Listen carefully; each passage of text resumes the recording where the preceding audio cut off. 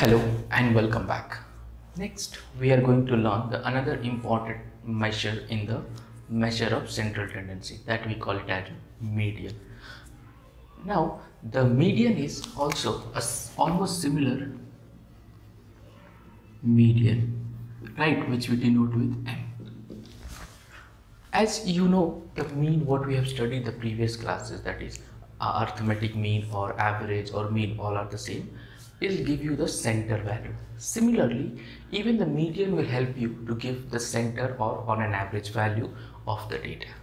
Then, and the question arises, if there is already mean there, then why and when do we use the median? Now the answer for this is, if you remember that while discussing the mean, I told you very clearly that mean is get affected by the extreme value. What do you mean by the extreme value? I think I have given an example of that attendance percentage of 2 students and all. So basically what happens that if your data, the entire data, and among that entire data, 1 or 2 data is very far from the other data. For example, all the data are around 0 to 10 and one data is 100 or 1000. In that condition, if you find the mean, your mean will give the wrong interpretation. Now in that case, we are going to use the median. The advantage for this particular median is that it does not get affected by the extreme value, right? Notes I will be giving you in the note series, but right now try to understand that it does not get affected by the extreme value.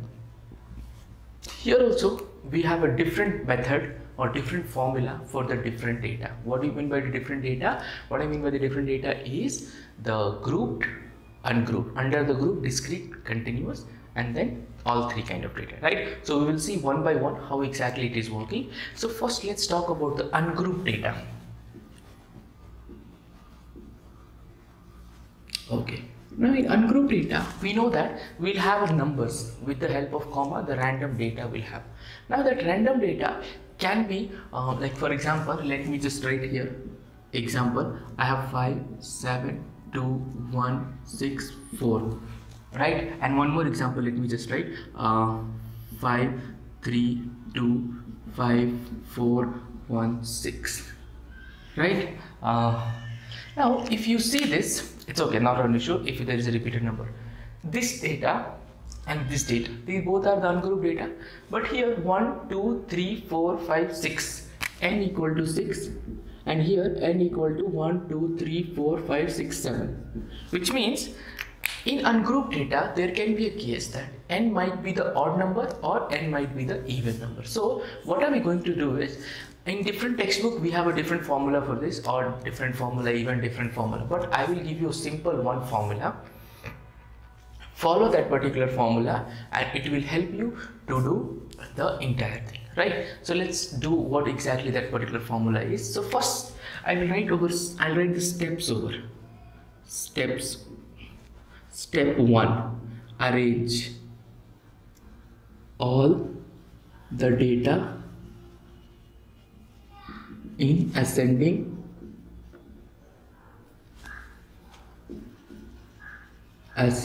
order. So what are we going to do? We are going to arrange all the data in ascending order. So let's start doing it one by one. We will do, as we write the step here, we will solve this data, right? So ascending order means 1 2 4 5 6 and 7. Similarly here also step 1 I am doing, that is 2 3 4 5 6 6, correct? So step 1 is done. So whether it is odd or whether it is even, you don't worry about it, you just arrange the data in the ascending order. Step 2, find median equal to n plus 1 by 2 observation. N plus 1 by 2 observation. What is n value over here? 6. So I'll write here median equal to 6 plus 1 by 2 observation. And here also median equal to 7 plus 1 by 2 observation. Because our formula is n plus 1 by 2. You make sure that you write the formula. Since I am writing here, I don't repeat the formula there. You, whenever you solve, you write the formula. So 6 plus 1 is 7. 7 by 2 is nothing but 3.5. Observation.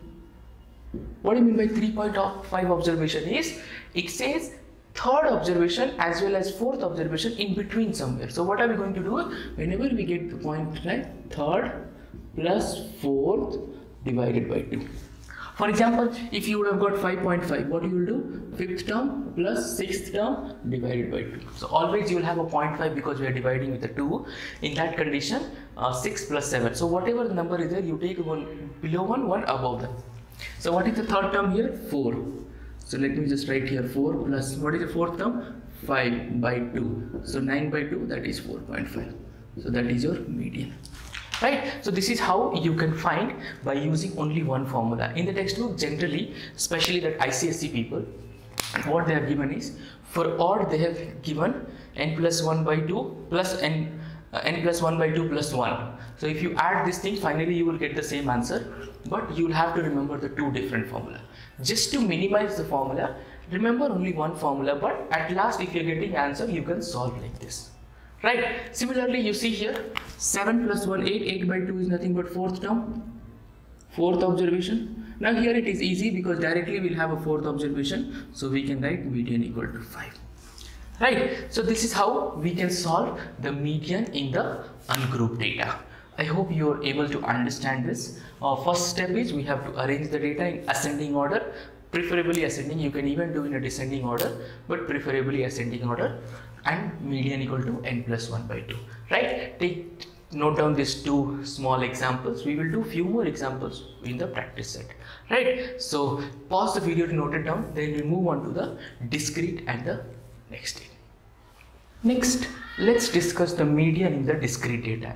As you can see, I have not removed the formula over here because let it be there and it will be like a little more clarification for you people to understand what exactly it is happening, right? So I prefer not to remove that formula. As example, I have removed because it was taking a lot of space. So ungrouped data, next we will talk about the discrete data.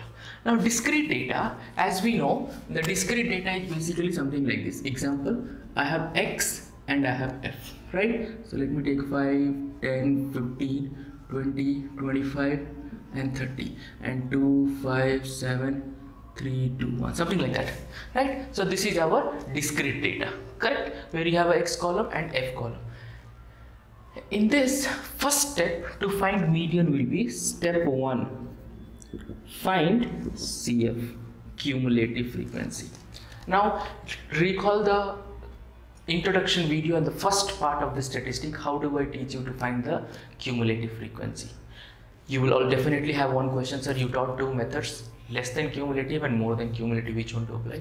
Remember, whenever we find from our side, we will always find the less than cumulative frequency, right? More than cumulative frequency we do in one case, that is ogive, in the graph section. We will see that when we were doing that, but right now we will do less than cumulative frequency. So let me write here less than cumulative frequency, right? So less than cumulative frequency. So 2 plus 5, 7, 7 plus 7, 14, 14 plus 3, 17, 17 plus 2, 19, 19 plus 1, 20, which means your n equal to 20. I hope up to now is clear.